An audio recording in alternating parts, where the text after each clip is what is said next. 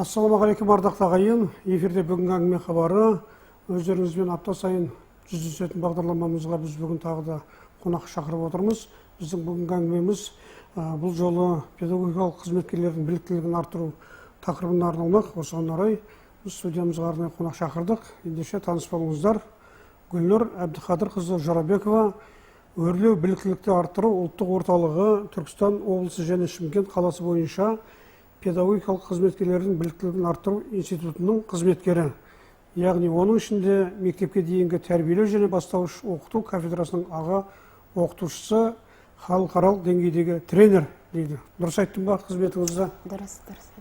Қош келдіңіз студиямызға.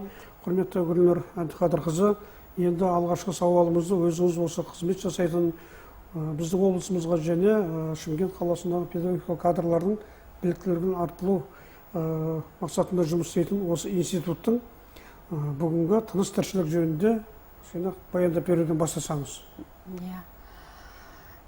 Енді елбасымыз Нұрсұлтан Әбішұлы Назарбаевтың ұлт жоспары 100 нақты қадам стратегиялық бағдарламасында білім беру саласында негізгі басымдықтар жүзеге асырылып жатыр. Осы тұрғыда біліктілікті арттыру жүйесі мемлекеттік саясатты табысты іске асыруда маңызды және шешуші рөлді атқарады. Біліктілікті арттыру жүйесінде 70 жылдық тарихы бар институт.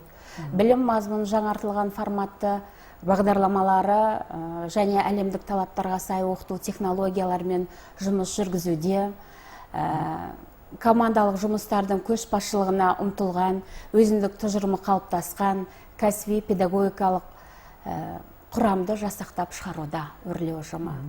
Қазіргі таңда біздің өрлеу біліктілікті арттыру ұлттық филиалында әзірлеген 143 біліктілікті арттыру курстарының жаңа мазмұндағы бағдарламалары, 4К құзыреттілікті қалыптастыру, STEM, SMART форматында білім беру, робототехника, 3 тілдік дуалды инклюзивті оқыту, CLIL технологиялары басшылық қалып жұмыс жасауда. Бұл енді әрине түсінікті жағдай. Енді осы сіздердің жаңа өзіңіз айтыңыз, 70 жылдық тарихы бар, енді 70 жылдан асып жатыр. Ұмытпасақ, өткен ғасырдың 1948 жылы ашылған ғой бұл енді оқу ортасы. Енді осы жерде біліктіліктерін арттыру мақсатында келетін педагогикалық қызметкерлерге олардың сіздерге оқу жағдайы қалай? Олар арнайы жолдамамен келе ме, жоқ әлде өздеріңіз ұсыныс білдіресіздер ме, жоқ? Оған әрбір білім мекемелері өздері жіберіп отыра ма? Білім мекемелері өздері жіберіп отырады. Жаңартылған білім беру бағдарламасы жайында осы өрлеу институты болғалы бері 74 мыңға жуық біліктілікті арттыру курсынан өтті.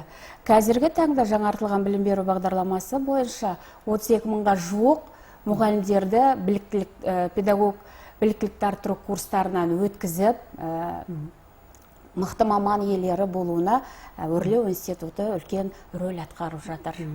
Бұл жерге келгенде ол сіздердің білімдерін арттыру мақсатында оқитын мерзімдері қанша уақытқа дейін созылады? Қазіргі таңда бізде жаңартылған білім беру бағдарламасы бойынша бастауыш білім оқу бағдарламалары 15 күндік жүйеге ауысқан. Ағылшын, орыс тілі оқу бағдарламалары олар 3 апталық курс мерзімде оқиды мұғалімдер. Кәдімгі енді алыс жақта келіп оқитындар үшін жатақханамен қамтамасыз етіле ме? Қазіргі таңда мұғалімдерге өрлеу тарапынан үлкен жағдай жасалып отыр. Бұрында ауданнан барлығы келіп осы қалаға оқитын еді.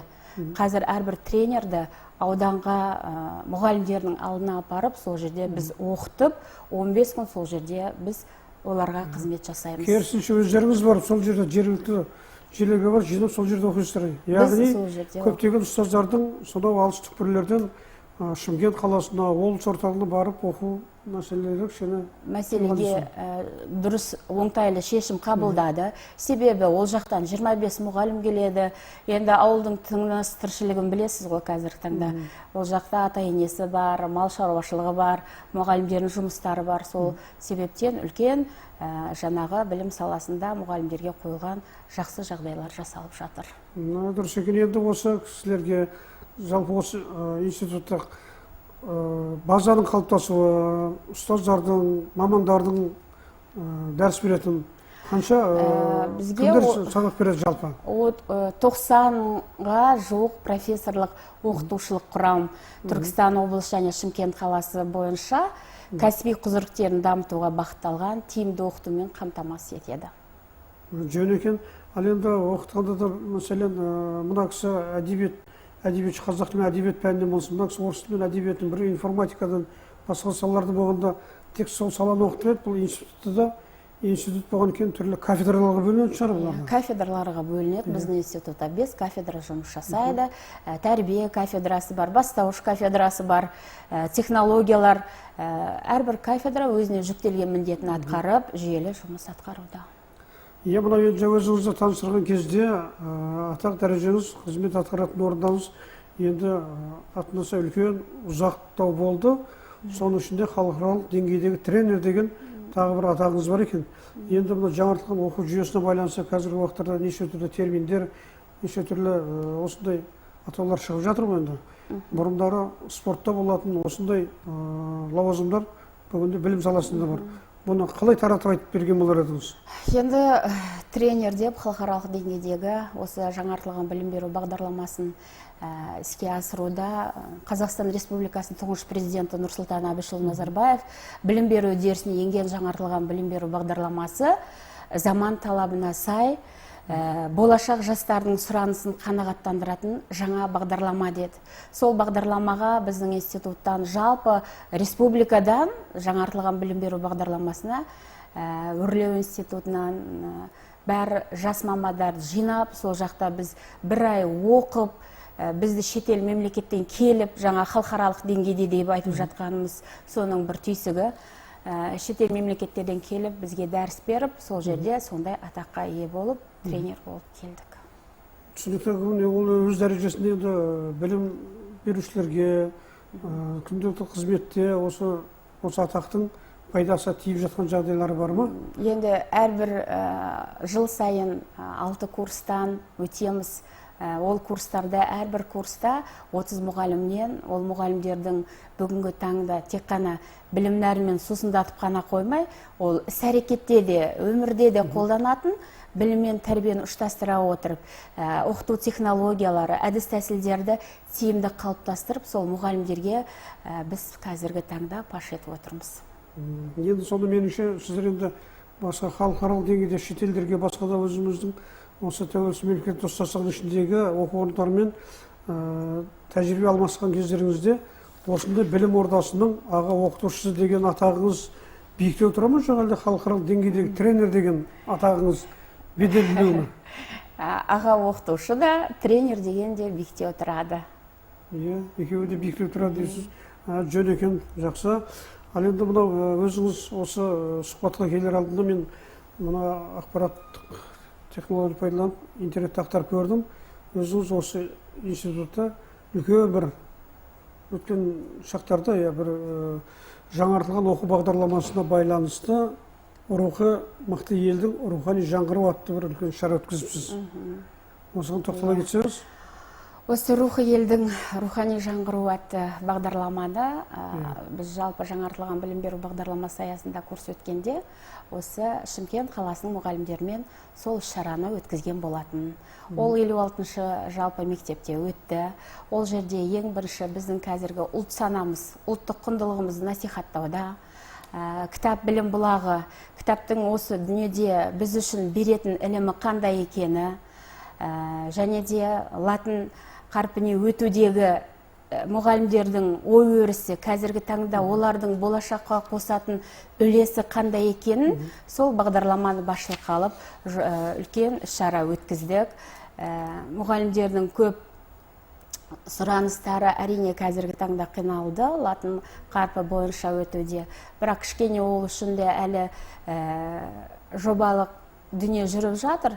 Нақты жұмыс іске асқанда ол практика жүзінде жұмыс жасалынады деп сенемін.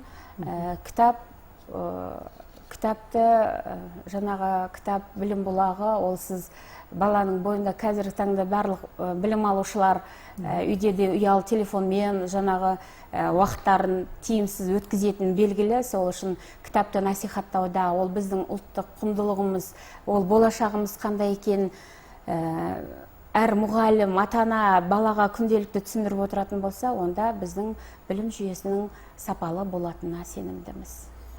Сіз осы өткізген шараңыздың ішінде бірнеше бөлімнен, бірнеше тақырыптардан тұрады екен. Соның ішінде рухани қазыналар, біз оқитын 100 кітап, қазақ әліпбиінің латын қарпінде жазылу, білімнің салтанат құру деген сияқты айдарлар бар екен.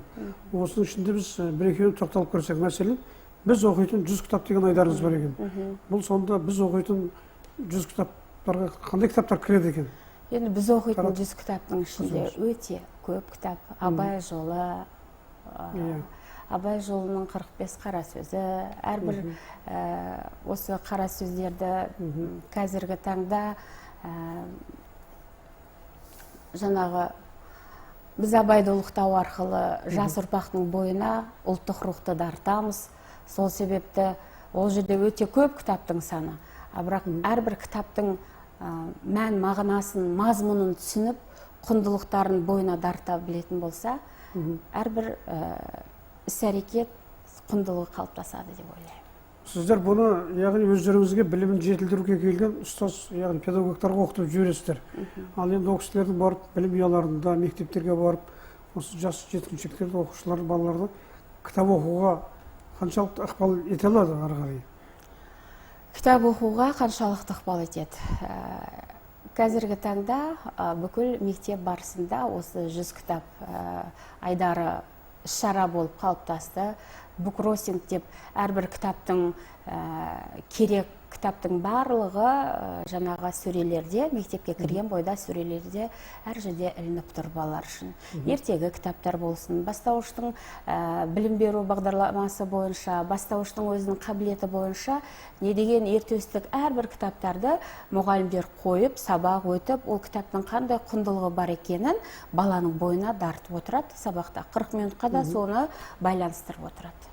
Ол енді әрине, ол жағы өте міндеттелінген, енді балаларды оқымайды демейміз, оқиды. Бірақ осы мектептегі балалардың жасыратын жоқ, кітап оқуға деген белсенділіктері сіздерді білулеріңіз керек. Көңіл қуантатындай емес деп ойлаймыз енді. Қазіргі таңда бәрі ақпараттық жүйеге сүйеніп кетті ғой. Ақпарат, телефон, интернет секілді. Бірақ көбінесе енді насихаттауда кітапты, ұлықтауда, балалардың қажеттіліктерін ескере отырып, соларға мұғалімдер, ұстаздар әдемілеп әкеп бергенде бала қабылдайды деп ойлаймын. Ол жалғыз ғана мұғалімнің ғана іс-әрекет емес, үйдегі ата-ананың да сол баласына, жаны ашитын баласына оған үлес қосу керек үлкен. Өйткені ол жөнінде елбасымыз айтып отыр ғой, келешекте интернет ақтарған емес, кітап оқыған балалар озат деген өзінің керемет сөзі бар ғой. Осы сіздердің міндеттеріңіз осы кітапхана қызметкерлері де білім саласына жатпай ма? Кітапхана қызметкерлері білім саласына жатады. Бізде кітапханамыз бар. Ол жерде Замира деген өте білікті маманымыз бар.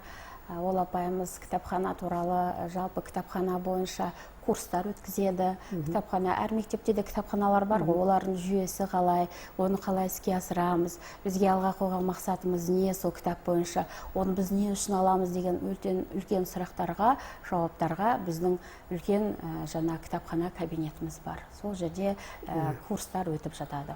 Мен бұны айтып отырған себебім, енді біз өзіміз журналистер болған кейін елдің арасында, жұрттың арасында көп шығамыз, ол анық нәрсе. Сонда осы мәдениет басқармаларына, мәдениет бөлімдеріне қарайтын ауылдық елді мекендердегі кітапханаларда кейбір кітаптар сәндік үшін тұратын сияқты. Алып оқитын болсаңыз, оған тиіспеу, ол мұқабасы өте жұқа қағаздан жасалған, жыртылып қалады, тиіспеңдер деген нұсқаларды естіп қаламыз. Осы мектептердің кітапханасында осындай мәселелер айтылмай ма екен? тиіспеңдер оған. Енді бізге келіп жатқан, немесе біз барып жатқан аудандарда мектептердің кітапханаларына барамыз, көреміз. Жоқ, ол жерде мен Жетісай ауданында болдым. Қоңырат ауылындағы мектебінде, болашақ мектебінде кітапханалары ашық, өте кең. Оқушылар әр уақытта үзілісте келіп өздеріне қажетті кітаптарды алып жүргенін өзім көріп, сезіндім. Яғни бұл мектепте кітап оқу үдерісі жақсы жолға қойылған екен деп. Дұрыс екен. Оныңыз байқағаныңыз өте жақсы болған екен. Енді сіздер енді біз тек қана алдымызға келген мұғалім кадрларының біліктілігін арттырып жібере саламыз. Ары қарайғы шаруа біздің міндетімізге кірмейді деп жаңағы кеуде көтермей, өздеріңіз тікелей осындай ішкі мәселелерге араласып отырғандарыңыз өте жақсы. Сондықтан осы балалардың кітап оқуына қарай бейімдей бергеніміз жақсы, өйткені өзіміз ұтылмаймыз. Ал енді тағы да бір келесі сауалдарымызға болсақ, енді өзіңіздің ойыңызша мына енді жаңартылған білім беру бағдарламасын заман талабына сай қалай ары қарай дамытып беруге болады деген өзіңіздің ойыңыз бар?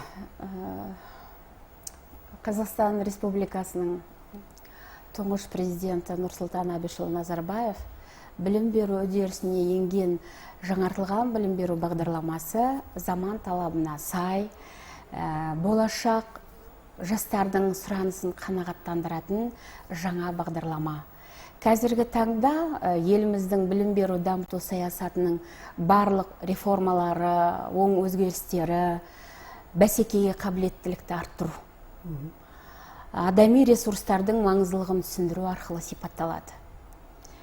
Жаңартылған білім беру бағдарламасының жалпы мақсаты бастауыш сынып пәндері бойынша оқу бағдарламасын жаңарту және критериалды бағалау жүйесін енгізу тұрғысынан мұғалімдердің педагогикалық шеберлігін жетілдіру. Жаңартылған білім беру бағдарламасы, оқу бағдарламасы, педагогикалық әдіс-тәсілдер, критериалды бағалау әдемі үйлесім тапқан дүние болу керек. Сол дүниеден қазіргі таңда осы жаңартылған білім беру бағдарламасы бойынша көптеген мұғалімдерді өткізіп жатыр біліктілікті арттыру курсынан. Сондағы мұғалімдердің айтатыны бұрынғы дәстүрлі сабақ пен қазіргі сабақтың айырмашылығы жаңағы өте жер мен көктей дейді. Дәстүрлі сабақта дейді біз бұрын тек қана сабақты беріп қана қойып, тек қана балалардан қайта сұрап алдық та, соны бағалап отырдық дейді. Қазіргі бағдарламаның ерекшелігі, маңыздылығы, білім мазмұны қандай? Нақты біз балаға не береміз? Нақты оқу мақсаты бар.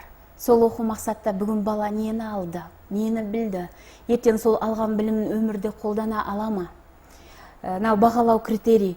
Қазір бағалаудың өзіне де жаңа реформа енгізіліп отыр. Бұрында бағаны қалай қойдыңыздар деп мұғалімнен сұраймын. Бағаны айтады, жалпы біз бағаны жауап берді, сұрақ қойдық. Ашық сұрақ болсын, жабық сұрақ болсын, сұрақ қойдық, сол сұраққа жауап берді, сол жауаптың негізінде біз бағаланып отырдық дейді. Баға қойып отырды. Ал қазіргі таңда бағасыз бағалау. Бағаны біз не үшін қоямыз? Қандай жағдайда қоясыз бағаны? Бала бүгін нені білді сіздің нақты оқу мақсатыңызда? Бүгін ол неге қалыптасып кетті? Соны іс-әрекетте ол бүгін жасады ма? Сіз не үшін марапаттайсыз баланы? Не үшін оған баға қоясыз? Деп қазіргі таңда жаңартылғанның өте өзекті мәселесі бағасыз бағалау. Баланы алған білімін өмірде қолданып, әр салада қолдануына, нақты мықты маман иесі болуына ықпал ететін бағдарламаның өзгерістері біз үшін өте керемет деп айтқан мұғалімдердің әрбір пікірі болды, ойы болды, ұсынысы болды. Сондай тамаша бір оймен де қайтатын болдық ауданға барған кезде. Түсінікті екен, ол енді бұл жағынан сол сабақ берген ұстаздарға тиімді шығар енді бұл жағынан. Ал енді оның екінші жағы, соны білім алып жатқан балаларға қаншалықты осы көңіл күйіне, санасына әсер етеді осы? Енді қазіргі таңда балалар бұрынғы балаға қарағанда кішкене болса да жоғары, ойлау қабілеті жоғары. Олардың акті саласы бойынша жұмыс жасауы, ұялы телефонмен қолдануы, жаңа интернет жүйесіне кіруі, олар дамыған, өте дамыған. Қазір балаға әрбір ұстаз баланың қажеттіліктерін ескере отырып, смарт форматында білім алушыларға нақты тапсырманы деңгейіне қарай беру. Бала бүгін неге епті? Енді бізде бұрында болды ғой, бұрында жоғары баланы біз үздік оқушы деп таныдық. Төмен оқушы болса, оған 2 сенен түк шықпайды деп қоя салдық қой. Қазіргі таңға жаңартылған бағдарлама бойынша баланың қажеттіліктерін ескереміз. Бала қай нәрсеге мұқтаж, ол нені жасай алады. Ол іс-әрекетте жасай отырып өзіне сіңірген бала ертең өмірде оны қолдана алады ғой. Соған қарай мұғалім жағдай жасау керек. Мен айтамын, алдарыңызға келетін 20 оқушының 20 түрлі мінезі болады. Біреуі бақшаға барған бала болады, біреуі бақшаға бармаған бала болады. Бірақ сол білім алушыларға біліммен тағы да қандай дүниені қалыптастырамыз дегенде мен айтатын едім, дағды қалыптасу керек. Баланың бойына. Түсінікті екен. Енді бұл сіз айтып отырсыз, бұл өзі біліктілігі, кәсіби деңгейі өте жоғары, ұстаздар осыны бағалап, сараптай алатын шығар. Ал енді бұл жерде жасыратын жоқ, біздің мектептеріміздегі мұғалімдердің бәрі көпшілігі десек те қателеспейміз, жекеменшік оқу орындарын бітірген, және оның үстінде сырттай оқу бітірген. Ол әдістемелік теориялық жағынан өте қалыптасқан, шеберлігі қалыптасқан деп айта алмаймыз. Ал енді олар сондай азаматтар жаңа айтып отырғандағыдай өте кәсіби тұрғыдағы баланың психология жағынан бағалап саралауы қалай болады? Енді осы жерде барлық нәрсе. Бұл біріншіден. Екіншіден, жақсы солай болған жағдайда қалада жұмысына барып келіп, тек қайта тік барып келетін кісілер ұстаздарға шығар. Ал енді ауыл мұғалімдерінде өзіңіз білесіз, оның қоражайы бар, бала шағасы бар, шаруашылығы бар, басқа үй тіршіліктері, қауырт жұмыстар көп. Одан бөлек қоғамдық жұмыстарға жегіп тастаған мұғалім осының бәрін қалай саралай алады? Енді бұл сұрағыңыз, сауалыңыз өте орынды. Көптеген мұғалімдер бар, әрине қазіргі таңда айтамыз, қанша біліктілікті жаңағы арттырғанмен, олардың білім сапасы жаңағы сіз айтқандай оқу орнын бітірген, жаңа заочный деп жатамыз ғой, сондай бітірген мамандар. Ал енді шын мәнінде мұғалім болам деген адам балаларды шын сүю керек. Ол қазіргі таңда бағдарламада айтып жатыр ғой, мұғалім тек қана біліктілігін емес, олардың шеберлігін арттыру деп. Сол шеберліктерін байқаймыз. Енді қаншама өрлеу, тек қана олар жаңағы білім жүйесі жаңа кеш бітіріп, бұлай жұмыс істемей келіп дипломды сатып алған мұғалімдер болса, әрине олар бар, олармен біз жұмыс жасаймыз, семинарлар өткіземіз, іс-шаралар өткіземіз, тренингтар өткіземіз, шеберлікті жаңағы бойына дарытамыз. Енді әр мамандықты ол сүю қажет. Түсінікті, ол жөнінде жұмыстар жоғымыз бар деп жатсыз ғой. Тағы үшін бір кішкене бір айта кетсеңіз, бұл өмір бақи осы мектептегі мұғалімдердің үлкен проблемасы. Қазір енді әйел мұғалімдер нәзік жанында көптеп келді. Соңғы уақыттарда оның есебін жүргізген қойғаным жоқ, дегенмен осы бір мәселеден арылып жатсыздар ма? Ер азамат мұғалімдер қатары қаншалық деңгейде қазір? Қазір бастауыш, енді мен бастауыш білім беру саласы бойынша бізде әйел азаматтары, азаматшалар өте көп болған. Қазіргі таңда ер азаматтар 20%-ға көбейді.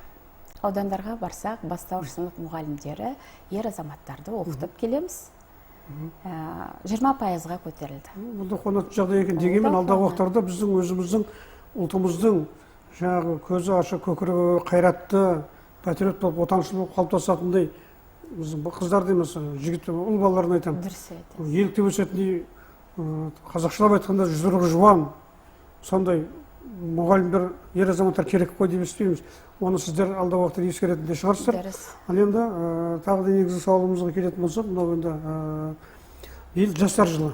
Осыған байланысты өздеріңізде жастарға қамқорлық, жастарды насихаттау, жастарға білім беру, жас кадрларды біліктілігін арттырып, олар қолдау көрсету мақсатында қандай жұмыстар атқарып жатсыздар? 2019 жыл қазақстандықтар үшін ерекше жыл. Өйткені жастар жылы деп жарияланған болатын. Осы тұста институтта жас мұғалімнің кәсіби қалыптасуын қамтамасыз ететін біліктілікті арттырудағы тәлімгерлік жүйесін іске асыруға жолға қойылған. коучинг, тәлімгерлік, фасилитация сияқты шаралар жас мұғалімдердің курстан кейін іс-әрекеттері үшін ерекше ортаны қалыптастырады. Менторлық сүйемелдеу арқылы жаңартылған білім беру мазмұнының жағдайында білім мен ғылымды интеграциялауда жас мұғалімдердің ашық сабақ шеруін ұйымдастыруда ол тұрақты болып жатыр. Жас мамандар жұмыс жасайды, жас мамандармен тығыз байланыстамыз. Яғни дұрыс екен, жұмыс бар, қолдау бар ол. Қолдау да бар. Дұрыс екен. Енді хабардың соңында өзіңіздің кәсіби салаңызға байланысты айта кетпесе болмады. Енді жақында ғана биыл Ұлы Абайдың 170 жылдық мерейтойын бүкіл ел болып өткізу мәселесі жөнінде еліміздің президент Қасым-Жомарт Тоқаевтың өзінің арнайы қаулысы шықты, міндеттелді. Осыған байланысты қазір жер-жерде осы Абай оқулары, Абайдың 170 жыл тойына байланысты шаралар жоспарланып жатыр. Сіздерде бұл мақсатқа қандай жұмыстар атқарып жатырсыздар? Бізде енді қазіргі таңда институтта байқаулар да жүріп жатыр. Осы Абайдың қара сөздерін, эстафета қара сөзін нақты оқуда эстафетасы да жүріп жатыр. Бізде педагогикалық идеялар панорамасы республикалық байқау өтіп жатыр. Ол ұстаздардың ұлағаттылығы, өзінің шеберлігі, өзінің жаңа технологияны меңгеріп, сол іс тәжірибесін таратуда шебер педагог панорамалық сабақтар оларды танымал етуде. Өрлеу ұжымы, Өрлеу институты. Ал осы мектепке дейінгі тәрбие және бастауыш білім беру кафедрасы 2019 жылдың қаңтардың 29 жұлдызында Абайдың қара сөзін жатқа айту эстафетасы басталды. Ол эстафетаны жетекшілікке алған Керімбекова Раушан Әпенқызына әріптесімізге рахмет айтамын. Ал енді жаңағы сіздің биыл 30 мамырда Данышпан Абайдың 175 жылдық мерейтойын республика деңгейінде атап өту жөнінде елбасымыз Қасым-Жомарт Тоқаев жарлыққа қол қойды. Өздеріңізде де жұмыс атқарылып жатыр ғой, жаңа эстафета дедіңіз, яғни бір сөзбен айтқанда жалғасып жатыр. Жалғасып жатыр. Өте жақсы, қуаныштымыз, оның жалғасын таба беріп, жақсы нәтижемен аяқталуымызды қалаймыз. Енді құрметті Гүлнар Әбдіқалыққызы, бізге берілген уақытта таяп қалды, өз мәресіне жетіп. Енді осы хабардың соңында үлгермей қалған тағы бір сөзіңізді мархабат. Енді біз Абайды ұлықтау арқылы жас ұрпақтың бойына ұлттық рухты дарытамыз.